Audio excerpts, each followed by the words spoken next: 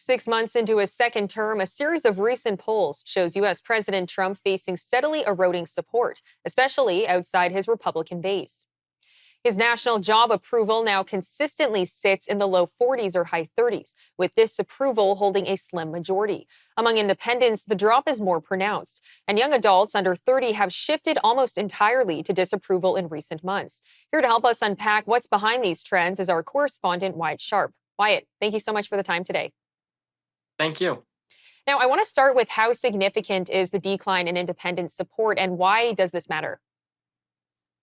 It's interesting, right? Because Donald Trump isn't going to have to seek re-election. So a lot of what he's doing isn't impacting him personally so much as the MAGA Republican movement that is likely, of course, to continue into future presidential cycles.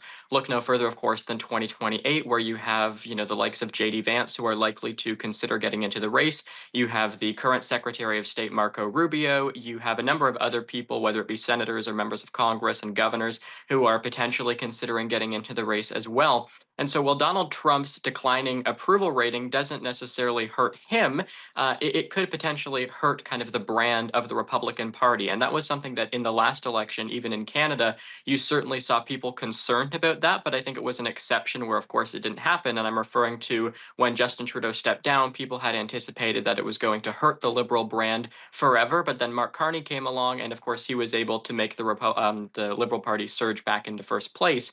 And so in order for the approval rating to not necessarily be an issue for Republicans moving into not even just 2028, but even the midterms in 2026, they're going to need probably someone who is able to move beyond Donald Trump, or at least someone who is able to think for themselves and develop their own opinions. Because remember, you don't only have to win the Republican primary, of course, you also have to win the general election. And so, while someone like a J.D. Vance or a Marco Rubio might be super favorable amongst the Republican Party's supporters, you might not be able to say the same thing about the United States as a whole. And what's driving Trump's rating among young voters to fall so sharply? I think it's a combination of things. I think over the course of the election, he had promised that the conflict in Ukraine, he had famously said it would be over in 24 hours. Of course, it's still going strong. You had, of course, the conflict between Israel and Iran, where he made, of course, the decision to bomb Iran's nuclear facilities. And that was something that, at least amongst young people are trending more and more towards the kind of pro-Palestinian agenda, as opposed to being in favor of Israel, and Donald Trump's pro-Israel stance likely impacting it as well. And then I also think that, we do have to talk about the fact that polling has been wrong historically. So, while we can give as much weight as the polls, should have to them, it is important to note that whether it be in 2016, when they had said Hillary Clinton was likely to win in a landslide in that election, and then she didn't, that's important to note. And of course, even in 2024, when, the polls had showed that Kamala Harris would have a decent chance at winning, and then Donald Trump won by the same margin that Joe Biden won by in 2020. And of course, at that time, the media had described Joe Biden's win as a landslide victory in itself as well. So there's a number of different kind of ways that you can look at this, but I think right now it really comes down to young people feeling really apathetic about the future. They are looking at the immediate issues that are kind of in their future, whether that be having to pay for their student loans, whether that be the overall cost of living and groceries. And they're just looking at this under the guise of, look, I can't afford basic necessities. Donald Trump promised to help with that, and it just doesn't really feel like their lives are getting any easier. Well, and Donald Trump's Liberation Day tariffs took effect today, and people in lots of countries aren't very happy about it. But I know that Americans also aren't very happy about it because no one knows what this cost is actually going to look like. How much do you think tariffs are playing into Trump not being very liked right now? And it's interesting, right? Because people like you or I who know a decent amount about tariffs just from having to talk about it for the past several months, we think that these have a very big, level of weight, especially amongst Gen Z and amongst young people and various other demographics. Unfortunately, I don't think the vast majority of society, but specifically young people, actually know that much about tariffs, how they're going to be implemented. Even the simple fact that the importer is the one who pays the tariff, right? I mean, that's something that Donald Trump has been able to kind of rebrand and remarket to say, oh, Canada's going to be the one to pay all these tariffs.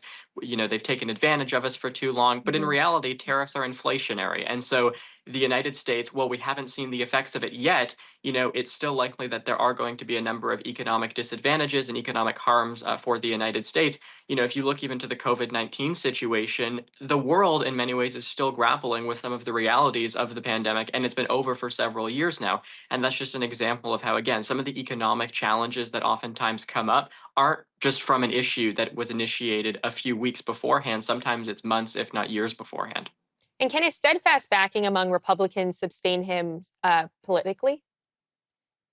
Yeah, it's an interesting question because I think right now you're actually seeing a number of Republicans who used to align with him quite strongly step away from him. And that's something that a few years ago I would have, of course, not expected people like Tucker Carlson or Candace Owens to break ranks with Donald Trump, because Donald Trump really enjoys loyalty. Like, that is something that he very much values above anything else. And so people know if they want to be in the good books of Donald Trump, they have to remain loyal to him, even if they disagree with him. There was an example of Matt Gaetz, who was a former Republican congressman who was going to be selected to be Donald Trump's attorney general, who's actually was sitting in the airport a few days ago, and someone who was going to get on the plane as well had took a screenshot of a text that he had gotten from his mom. And in that text message, his mom was saying, the president doesn't like when you speak out about him. You don't want to lose your job that you have because the president doesn't like when people speak out about him. And so it's interesting because you've seen on a number of issues, again, whether it be the issue in Iran, where not just Tucker Carlson and Candace Owens, but people like Thomas Massey in the House of Representatives, a number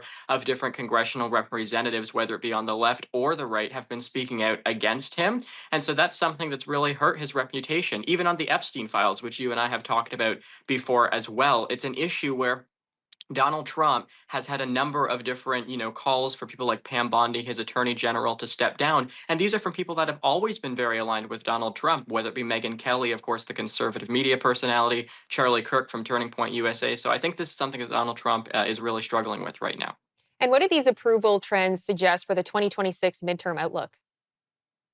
It's interesting because that's kind of the main thing, and we've seen that before, that Donald Trump does have an impact on kind of the down ballot races, and it can be the reverse as well. You look at people like Carrie Lake, who ran for governor and who ran for Senate, and she was almost an exception because she was just even more conservative, in many ways, even more kind of America first, wanting to put herself out there more so than Donald Trump, and she lost despite Donald Trump winning the state of Arizona. So I think that also paints an example of how even if someone votes for one person at the top of the ticket, some of their down ballot choices, in fact, could be quite different. So even though Donald Trump might not be that popular, if you look to people like Lisa Murkowski in Alaska, who have, spoken out on a number of different things, whether it be the tariffs, whether it be the Epstein situation, those types of people might have an easier time getting reelected, whereas the people who, have always supported the likes of Donald Trump, whether it be in the House or in the Senate, are likely to perhaps have a more difficult time. Well, Wyatt, thank you so much for the time today. Thank you.